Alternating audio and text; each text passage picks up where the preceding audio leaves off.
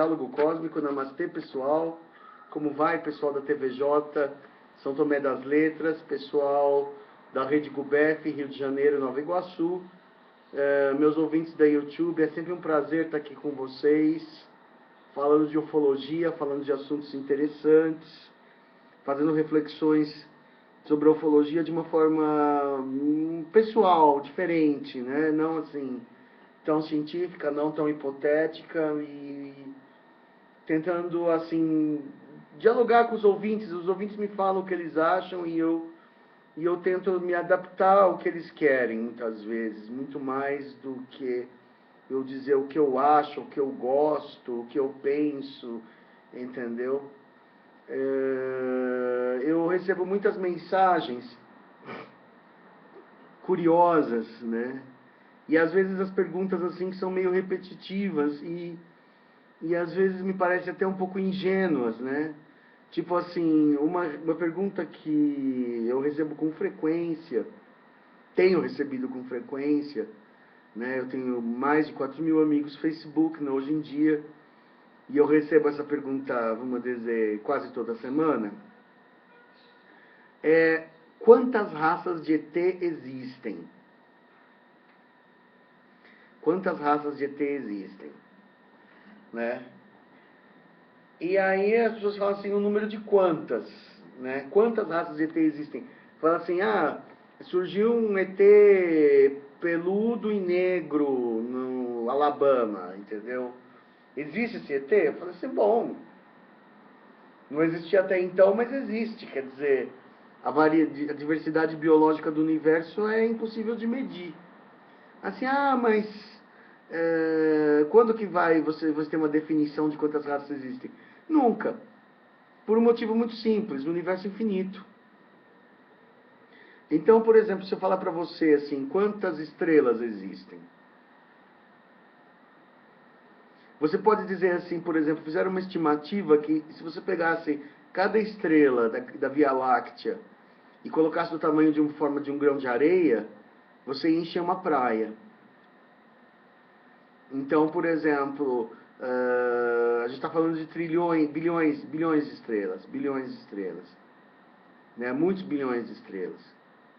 Então, assim, se você pegar a quantidade de galáxias que tem no universo e se transformar num grão de areia, você enche uma outra praia dentro do universo conhecido, né? Então esse número é impensável para nós e o número de variedades de espécies, entendeu? É uma fração disso, quer dizer, em muitos desses planetas tem vida, ou teve, ou terá, né? Então, por exemplo, a gente está falando de bilhões, trilhões, zilhões, né? Então, por exemplo, falar um número de espécies conhecidas é uma bobagem. Então foram tentadas várias classificações de extraterrestres ao longo do tempo. Quando eu era criança, assim que a ufologia lá nos anos 70 estava engatinhando, a classificação era assim, por tipo. Então era alfa, beta, gama, né? Sendo que os alfas eram os baixinhos, porque os greys já eram, naquela época, o arroz da festa, a espécie preponderante. Então, assim, não se falava grey como sendo alfa, mas se falava baixinho. ET baixinho e cabeçudo era tido como um tipo de ET. E beta seriam os humanoides. E gama seriam os de formas animais. Nisso aí estariam os reptilianos, os peludos, os insetoides, né? Depois você tinha formas como delta, que era minúsculo, menor do que 30 centímetros de altura. Existem relatos desse tipo, tem um relato assim na Malásia, de ETs de aparência humana mais pequenininhos. E depois você tinha os ômegas, que eram os seres de luz pura, né? Tinha ET Epsilon. Eu não me lembro exatamente. Eu lembro que alfa e beta eram alfa são os cabeçudos, beta são os humanoides. Os ômegas são os seres tipo Hashem, que eu vi lá em São Pedro, que era um ser luminoso, né? um ser que manifesta energia pura. A gente pode falar que aqueles que são escuros também, que só tem um halo luminoso, também são ômegas, né? No sentido de que eles não têm uma forma física biológica definível. Você só vê só um vulto luminoso de uma cor bonita. Ou... Também existem os menos luminosos, mas que também eu já vi, por exemplo, no meu quarto, há muitos anos atrás, numa visitação, um ser que era vazio, né? Você via só via a aura dele, que era uma aura vermelha, como se fosse um... você tem aquele... Você pega um fogão, né? E liga no escuro e você só vê os foguinhos saindo. Então ele era assim também, ele era totalmente uma forma negra, transparente, na verdade não é uma forma negra, uma forma transparente, e eu só via uma aura, né? E essa história, acho que eu não sei se eu já contei isso para vocês, é que uma vez um rapaz, eu sou professor de inglês, ele era muito rico e tinha tudo na vida, né? E fez a prova e começou a choramingar, falar assim, meu pai vai me bater se eu for mal, fazer uma coisa muito bobinha, muito covarde, né? E aí eu fiquei quieto, mas quando eu cheguei na escola, eu contei para as outras pessoas e comecei a dar risada do fato. Falei assim, olha que engraçado, tem um rapaz, né, o fulano X, que um super playboy, que tem fez um ato de maledicência, né, vamos dizer. Ele é um super playboy, ele tem uma Ferrari e fica choramingando porque não foi bem no teste de inglês, né, que bobinho, tal. E aí eu falei isso, o pessoal deu risada, eu repeti a história para todo mundo deu risada. Quando chegou de noite, lá pela 1h da manhã, eu fui visitado, uma mão fria me tocou, uma mão gelada, me tocou o pé, e eu acordei e vi aquela criatura, e aí eu, transparente com um halo de fogo, e a criatura só falou assim telepaticamente, você riu do teste daquele jovem humano, não foi? Esse é o seu teste agora. Ria. Ria bastante. Eu estou aqui para testar suas reações. Ria bastante. Né? E... aí eu fechei o olho, apaguei e já tinha ido embora. Né? Mas isso que dá. ET tem uma lei dura. ET não gosta de... ET não perdoa muito os defeitos do humano, não. Ele não tem muita paciência com certos comportamentos assim que eles consideram, vamos dizer, medíocres, vai, que nem eu fui medíocre naquele momento. Não tinha nada que ali do rapaz, entendeu? Ele estava no medo dele porque talvez o pai dele fosse muito severo, entendeu? Essa falta de respeito, né? Então, o ET então, às vezes dá umas lições dessas na gente. O ET, o ser espiritual também, um ser muito forte, muito estranho. Então essas classificações antigas eram alfa, beta, gama, delta. Depois tentaram fazer uma classificação de ET baseada na mitologia. Porque existe o deus Solbeck dos egípcios, que é um réptil. Então falaram assim, se existe um deus reptiliano, tem que existir um deus com cabeça de falcão, com cabeça de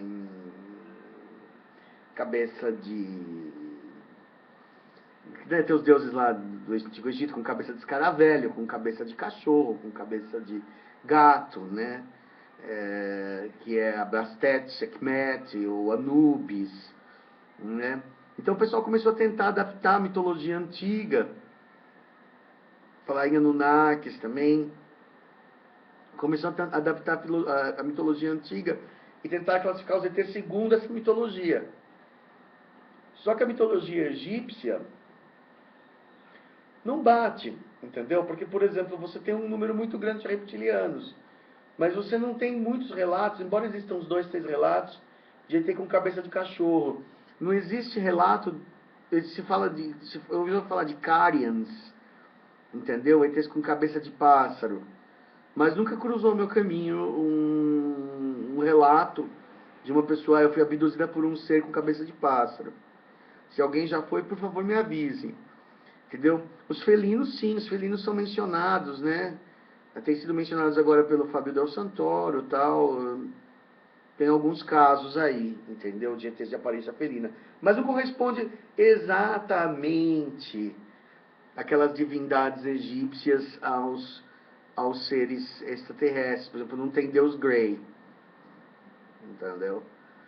Quer dizer, e o Grey é o número 1. Então, o Grey deveria ser o número 1 do panteão egípcio se a classificação fosse correspondente, né? E não é. Então, por exemplo, na verdade, o que coincide mesmo é o reptiliano, que coincide muito, que tem um deus Sobek com cabeça de jacaré. Só que os egípcios, eles tinham uma maneira de conceber deuses que a gente tem que entender, que, por exemplo, que eles atribuíam a cada animal, mais ou menos como os xamãs fazem, uma força. Então, o crocodilo é a paciência, representando o rio Nilo. O falcão é a determinação, a força, a coragem. O chacal é a esperteza, a inteligência do deus Anubis. A Bestet Sekhmet é uma leoa que protege os seus filhotes, então ela representa o lar.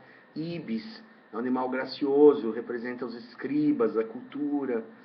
Então, cada deus egípcio, né, existe uma associação entre animal e uma qualidade que o deus traz, entendeu?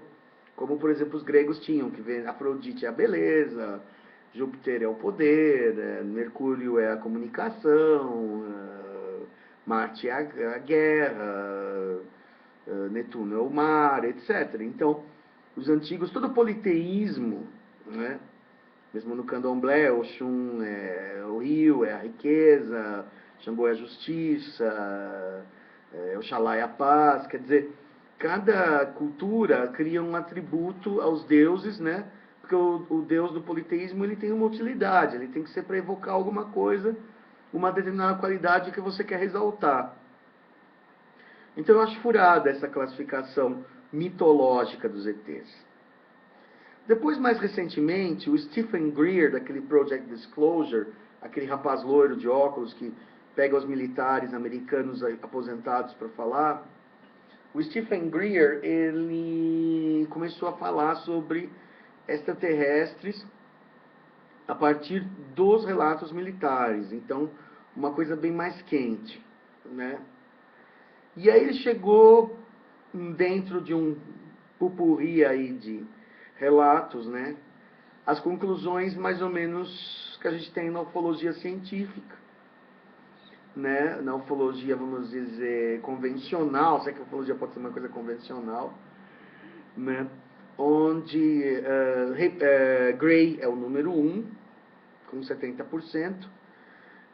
Os 60% dos casos realmente são a espécie mais presente no contato. Segundo alguns autores, tipo David Jacobs, seria a única e os demais seriam hologramas. É um modo de se pensar. Mas o Gray é, evidentemente, o ser que aparece está em todas, né? Ele é o top hit do momento. Depois você tem... Os Grays, eles têm variações. Então, por exemplo, dentro do que a gente chamaria de Gray, embora Gray signifique cinza, né? Tem Gray preto, tem Gray branquelo, tem Gray amarronzado, tem Gray esverdeado, tem Gray mais baixinho, Gray mais alto, parece ter variantes de Gray com formatos de cabeça um pouco diferentes, e os híbridos de Gray com humano, né? Que aí foi formar uma gama imensa de graus de humanidade ou de graysidade, vamos dizer assim. Quer dizer, tem Gray muito com cara de Gray, tem Gray com cara meio de humano, tem humano quase nada de Gray, entendeu? Apenas a cabeça um pouco alongada. Depois ele também coloca os reptilianos como uma raça frequente, né? E depois ele coloca os humanoides, né? Os humanoides, para Stephen Greer, vai incluir aqueles tall whites, aqueles altos brancos, que seres branquelos e altos, é muito relatado aqui no Brasil também. Pessoa que teve em contato com ET branquelo, alto, careca, mas com cara de gente, com uma pessoa doente, uma pessoa pálida, extremamente pálida. ETs tipo nórdicos, pleiadianos, Ashtar Sheran, tipo loirão, né? ETs com aparência mais humana, tipo Carran, que era moreno, da Bianca. Quer dizer, esse tipo de ser humanoide também é uma vasta gama, mas dá para colocar basicamente, segundo o Stephen Greer, em 4 categorias, né? Que seria os Greys e seus variantes, os reptilianos e seus variantes, também vai ter com asa, sem asa, não sei o quê, com rabão, sem rabão, não sei o quê, mais humanizado, um híbrido também. Vai ter os humanoides, né? E vai ter também, assim, alguns seres, assim, de aparência mais animalesca, vamos dizer, insetoides, seres com cara de anfíbios, de outros bichos, entendeu? Seres de difícil classificação. Assim, a gente colocaria, assim, uma caixa das bagunças, né? Das coisas menos frequentes. Essa me parece a classificação mais correta. Acho que o Stephen Greer é o cara que chegou mais perto do que do quadro real, entendeu? Greer em primeiro lugar, humanoide reptiliano, a gente seria difícil dizer qual está em segundo lugar, os dois se disputam bastante, e depois seres outros, com aparências mais esquisitas, né? Como o caso Pascagoula, um ser negro com um cone na cara. O que é aquilo, né? Quer dizer, ou o caso Kelly, né? Que tinha aqueles seres baixinhos com orelha de morcego e olhão esbugalhado. Não é um Grey aquilo. Parece mais um sapinho. Parecia um sapinho atarracado. Então, aquele tipo de ser também não cai na categoria humanoide. Não é um reptiliano também, da maneira como a gente entende, tradicional, escamoso, altão, fortão, sarado, né? Então, todos esses seres, eles têm a gente tem uma dificuldade de classificar. Mas, em essência, é infinito. Você não pode dizer, esse tipo de ET não existe. Esse tipo de ET nunca existe, nunca foi reportado, não pode existir. Está além das fronteiras do universo. Isso seria uma grande burrice. A gente tem em astronomia, né, aquela discussão do Big Bang, né?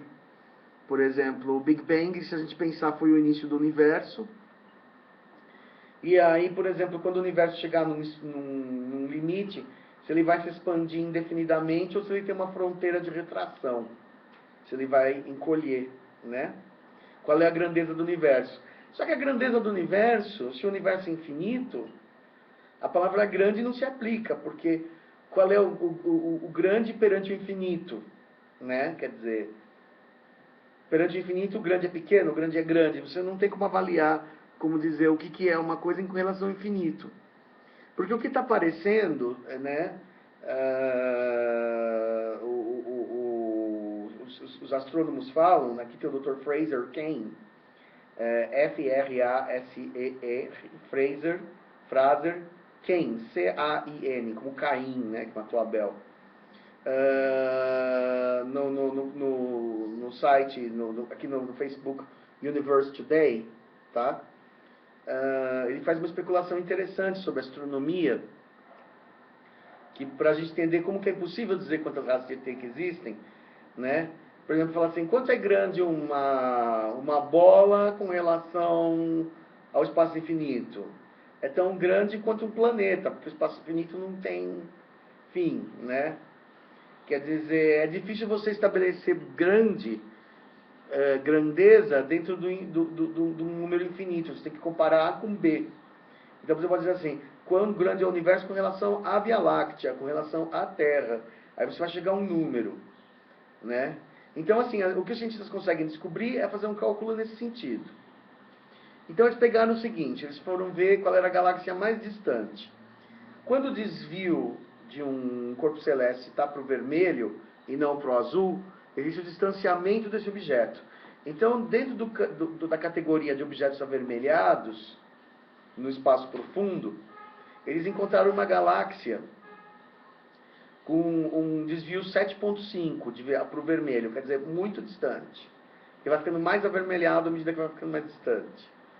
né? Esse desvio do vermelho não me explica, não sou astrônomo como é que eles descobrem isso, como é que eles medem isso, né? Eles chegaram numa galáxia que está a 13 bilhões de anos-luz.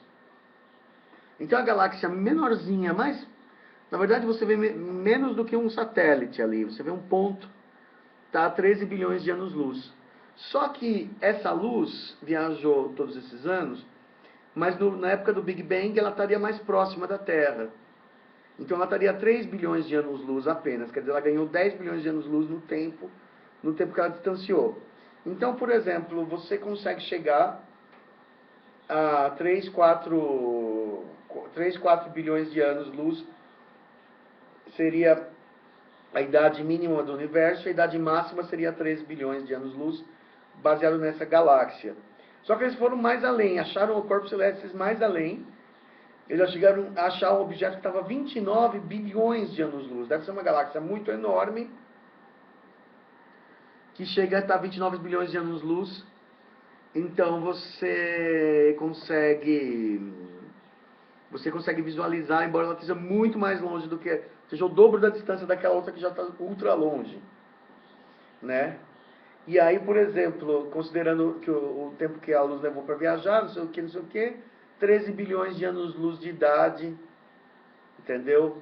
Que seria a idade dessa galáxia, que está atualmente a 29 bilhões de anos-luz da Terra, né? Isso é uma loucura de se calcular.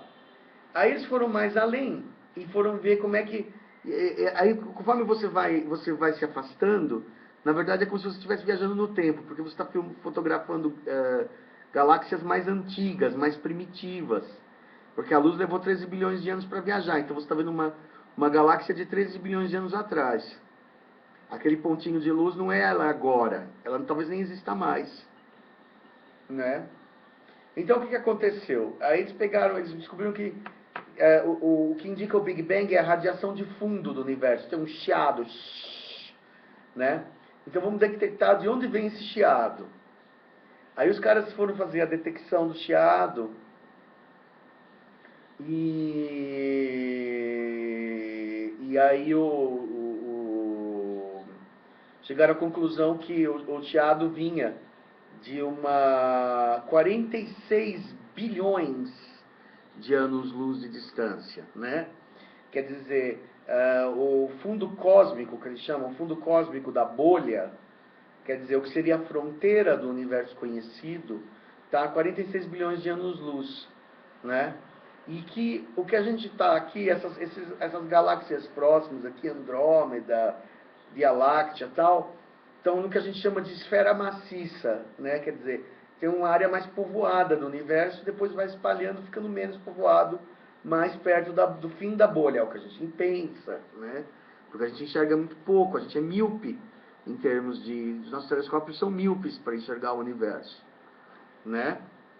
Então, por exemplo, se um lado do fundo tem 46 de raio, o diâmetro é 2 vezes o raio. Então, o universo conhecido tem um diâmetro, como se fosse uma roda, lado a lado, de 92 bilhões de anos-luz. É o tempo que você levaria para viajar do norte ao sul extremo do universo conhecido até chegar na área correspondente à bolha que explodiu. Que assim, o Big Bang explode e forma uma bolha. Essa bolha tem uma fronteira, como se fosse a camada externa de um balão, né? Então essa bolha ela vai ser a área externa do balão. Então essa área externa do balão tem um diâmetro de 92 bilhões de diâmetro. Mas o que acontece? Assim, e os cientistas estão chegando à conclusão que a tendência é espalhar os planetas e as galáxias ficarem cada vez mais distantes umas das outras, e a gente cada vez mais isolada, a Via Láctea cada vez mais isolada do universo, né? À medida que as estrelas forem se apagando e morrendo e tudo mais, vai se tornar uma coisa gélida e sem vida. Mas, né, existe uma teoria muito interessante, que é o conceito de multiverso, né? Ou seja, aqui está o nosso universo, e aqui tem outro se formando, e com outras leis, dependendo da densidade da matéria que tem aquele universo, ela pode fazer um Big Bang que expande universalmente, outros podem fazer um Big Bang que contrai depois de um certo tempo, outros podem chegar nem a expandir, não ter massa suficiente para expandir. Então, é como se o nosso universo fosse uma uva no meio de um cacho de uva. Certo? Quer dizer, uma bolinha que está se expandindo, mas as outras bolinhas também estão se expandindo. Quer dizer, então a gente hoje em dia fala de criação múltipla, de multiverso. Não é mais, por exemplo, você simplesmente falar assim, o Big Bang, né, é uma verdade para esse universo, praticamente comprovada. E o que seria o Big Crunch, que seria a contração da matéria, parece que não está acontecendo. Então a gente, pelo menos até o momento, a não ser que a matéria escura puxe, né, o universo está expandindo, expandindo, expandindo, expandindo, expandindo. Esse universo que a gente está expandindo. Este universo que a gente está expandindo infinitamente. E outros estão sendo criados a partir de outros Big Bangs. Alguns podem estar morrendo, outros podem estar nascendo, né? Então, por exemplo, você tem isso é tão enlouquecedor, né? Que aí você, por exemplo, você chega no espaço infinito e os universos finitos, como o nosso, de 92 bilhões, que na verdade são conglomerados de matéria de 92 bilhões de anos-luz, né? Vão, em um certo momento, talvez até intercruzar o outro universo, né? Ele pode crescer, crescer, crescer e chegar a atingir o outro, né? Entrar no outro. Isso seria muito interessante saber o que aconteceria. Então, por exemplo, nessas proporções, a gente chega numa coisa, você pode ter religião ou não, Deus existe, Deus não existe, mas uma infinitude do universo tamanha, que é ridículo falar em número de espécies de ETs, né? O que a gente pode falar apenas é número de espécies de visita frequente. De visita frequente são esses, são os greys, os reptilianos, os humanoides, e esses outros, em outras categorias menos frequentes, insetoides, tem esses seres azuis, seres felinos, tal, não sei o que, não sei o que, não sei o que, que são menos frequentes. Entendeu? Agora, que devem fazer uma passagem mais ocasional pela Terra, após que os Greys têm um trabalho na Terra mais consistente, um interesse, assim como os reptilianos demonstram ter um interesse pelo planeta Terra, os humanoides, os pleiadianos, o Comandastar e tal, também demonstram. Então esses são os nossos visitantes, nossos vizinhos, amigos aqui, que passam com frequência. Mas outros caras, assim, você não teria, evidentemente que devem existir tantos planetas que são tão distantes que poucas raças poderiam vencer a distância espacial para chegar aqui, ou teriam interesse de chegar aqui, tá? Mas para aquelas pessoas que me perguntam quantas raças de ET existem, eu vou dizer quantas estrelas existem em múltiplos universos no espaço infinito, né? N, né? Aquele sinal assim, né? O lacinho de Möbius, porque você não tem o infinito mesmo, não chega a um limite, né? Embora a nossa classificação de ETs se baseie nos ETs frequentes, tá? Então vamos deixar bem claro, ETs, reptilianos, greys, humanoides, não sei o que, são os ETs frequentes. Os pleiadianos, os liranos, os arturianos, né? São os nossos vizinhos aqui, né? Tá certo? Espero ter esclarecido. Essas coisas astronômicas são muito confusas, eu não sou muito bom em astronomia, mas eu espero ter respondido as perguntas dessas pessoas que me perguntam quantas raças de ET tem. Impossível determinar, ok? Tem infinito. Tá certo? Pessoal, Chico Penteado, programa Diálogo Cósmico e Namastê.